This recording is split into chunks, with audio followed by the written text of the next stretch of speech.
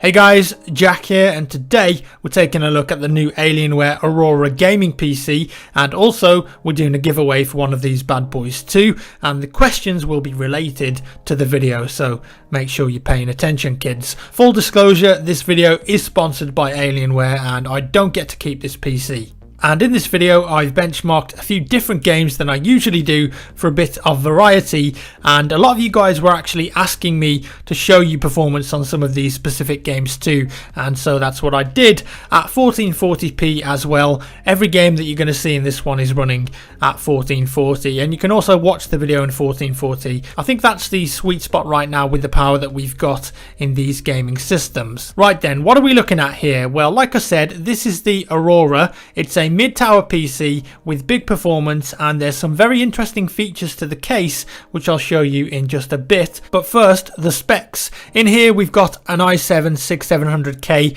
overclocked to 4.4 GHz and cooled by a liquid cooling unit, an Intel Skylake Micro ATX motherboard, an NVIDIA GTX 1080 Founders Edition graphics card with 8GB of GDDR5X memory, 2 hard drives. One of them is a 256GB Samsung M2 SSD and the other a 1TB traditional hard drive for all your storage and games or whatever you want to put on there. And finally, of course, the memory, which in here is 16GB of DDR4 RAM. It's a pretty beefy gaming system packed into that case there, and it actually intakes cool air on the front and right panels with an exhaust fan on the top to push the hot air out and away from the system. There's also a handle on the top there too if you want to carry this thing around LAN or just hoik it around, whatever. It weighs around 15 kilograms, so not too heavy. You can actually lift it up with just one arm. Now, the cool thing about this case is the location of the power supply and the swinging mechanism it has. You can pop the side off with no screws needed with a latch and then swing the PSU out and away from the motherboard. This makes good use of that empty space which you normally see in other PC cases, but more importantly, it gives you direct access to the components inside if you want to do upgrades, clean, taste them maybe if you're into that. But the point is, this means that it's easy access to the system if you want to upgrade it in the future, and you're not going to need to use any tools for the graphics card, memory or hard drives if you want to add more, or if you want to put something like an Elgato capture card in, something like that. So it's very easy to work with. I actually managed to open it up, remove a GTX 970 and put a GTX 1080 in there in less than 30 seconds. Just remember to put the power back into the graphics card if you're doing this. Very straightforward. Even your Nan could do it. I believe in your Nan, bro. You can actually get 2 cards in here if you want for SLI, but the 1080 I think is more than adequate for 1440p. So moving on, let's see some of that gaming performance, shall we? As always with these things, I don't like running synthetic benchmarks like 3D Mark and Heaven. I like to see actual games because that's what you do on a gaming PC. And we're going to start off with Rainbow Six Siege. Absolutely maxed out graphics here with the special ultra quality texture pack turned on, so it looks great. And pay attention to the FPS in the top left hand corner being displayed by Fraps.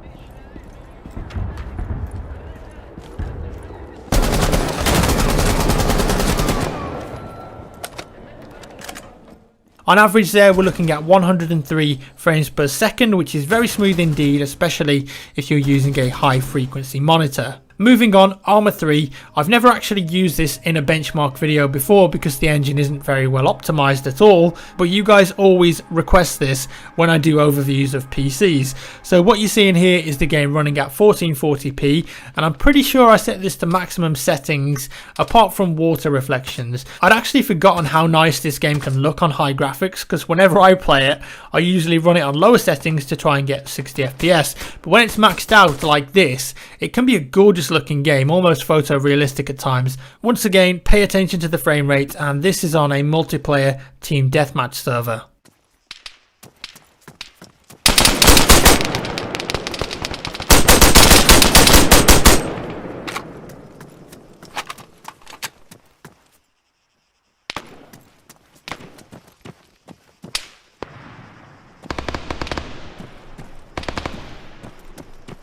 You're looking at around 40 FPS average maxed out on Arma 3 at 1440p there. The Witcher 3, beautiful game, some of the nicest sunsets and forests you'll see in a video game.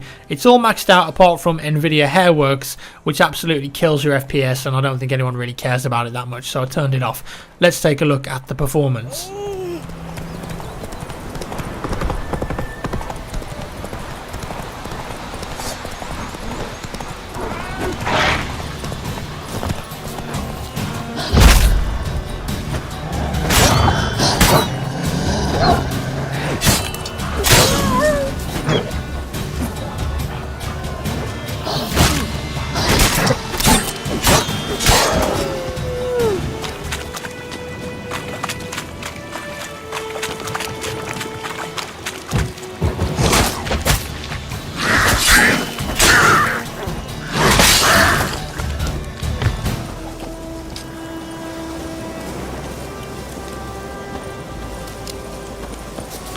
What about DayZ standalone then? It's a notoriously hard game to run because of the engine, but recently they've updated it with a new renderer, and guess what?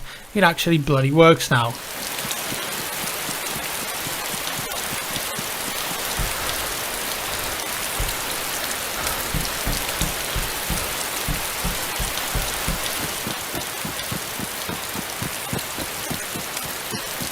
So out in the forests and open areas, we're looking at around 80 to 100 frames per second, and in Cherno and the bigger cities, the FPS was hovering around the 50s to the 60s. So if you're getting a gunfight, you can still get good FPS and it's going to look pretty.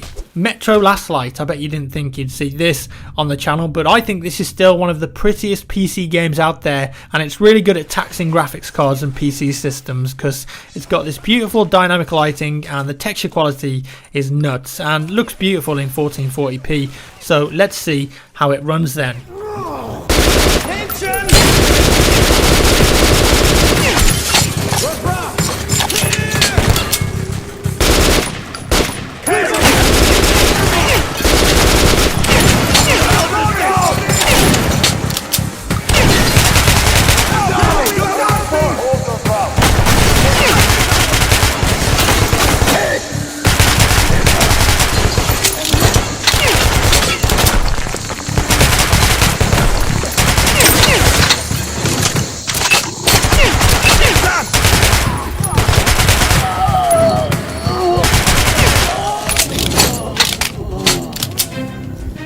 How good does that look? Beautiful game, and the Aurora will net you around 55 FPS average on maxed out settings. BF4, gotta include some cheeky BF4, haven't I? Operation Locker, 64 players, absolute mayhem. I even left motion blur on for once. Let's see how the system does.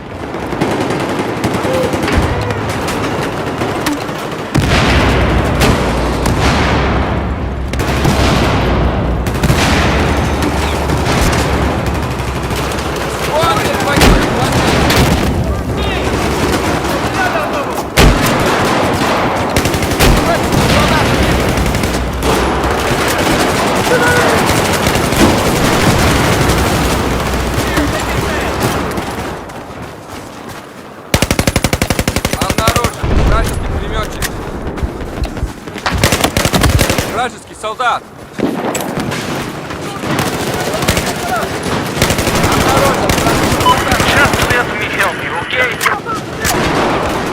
So outside we're looking at about 160 FPS, and inside an average of 110. Still looks great this game, but roll on BF1 to be honest. And finally, the Hitman DX12 demo in the background at the moment, just FYI. I couldn't get Fraps to work on this, but you can make out the FPS there because I zoomed it in, and that's going to give you an idea of the performance in a new DX12 game.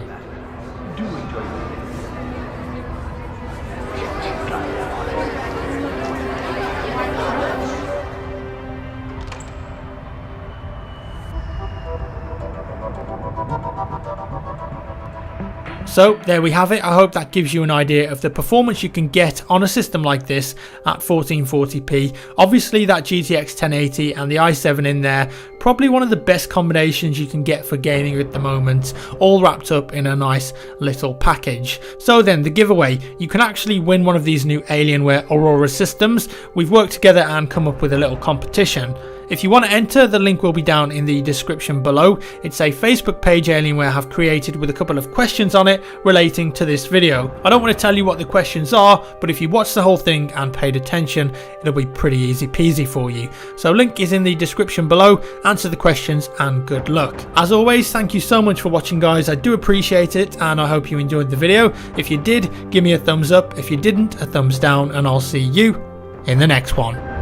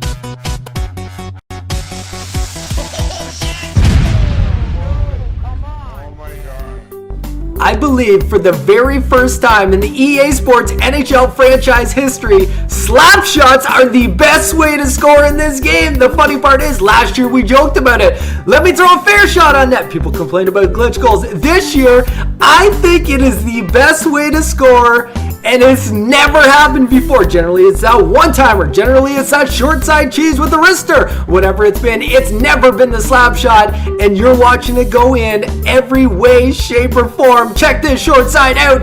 I would suggest not shooting a wrister short side, but this year, slap shot, it's good. Let her go. If you got the time and space, I don't care.